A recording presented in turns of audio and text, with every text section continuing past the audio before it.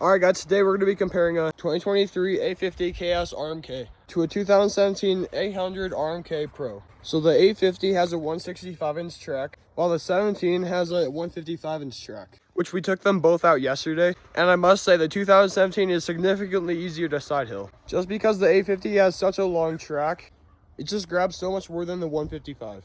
And the more it grabs, the easier it's going to throw you off. But I did get this one stuck 4 times. And I didn't get stuck at all with this one. Now let's talk about the engines. The Chaos is a 847cc, making 170 horsepower, while the Pro is a 797cc, making about 160 horsepower. Now let's move on to aftermarket parts. So the 850 has a really nice tunnel bag with a shovel and a bunch of storage. Now the Chaos also has an SLP exhaust, which adds about 6 horsepower. It's also got a cooker so you can cook your food. Now this isn't really an aftermarket upgrade, but it's worth mentioning. The Chaos has an upgrade suspension option. So if you were going to order this sled, then you can choose what suspension you want. And this suspension setup, $1,300 add-on. So the 850 has $4,900 worth of upgrades. Now let's move on to the 800.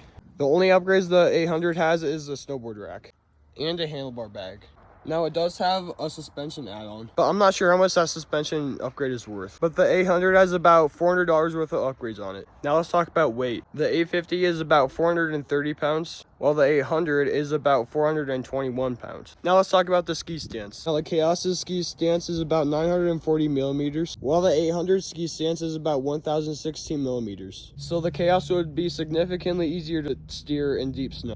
Now for the displays on snowmobiles, the 850 has a 7S display, while the 800 has a smaller display with GPS. Now what you've all been waiting for. Let's see how these things sound. Obviously the 850s is going to sound better since it has an aftermarket exhaust.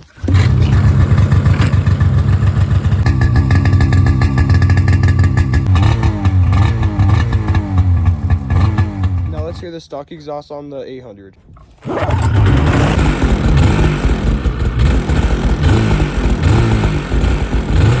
So the 800 is significantly quieter, but the sleds both have really low miles. The 850 has 275 miles on it, and the 800 has 700 miles on it. So which one would you choose?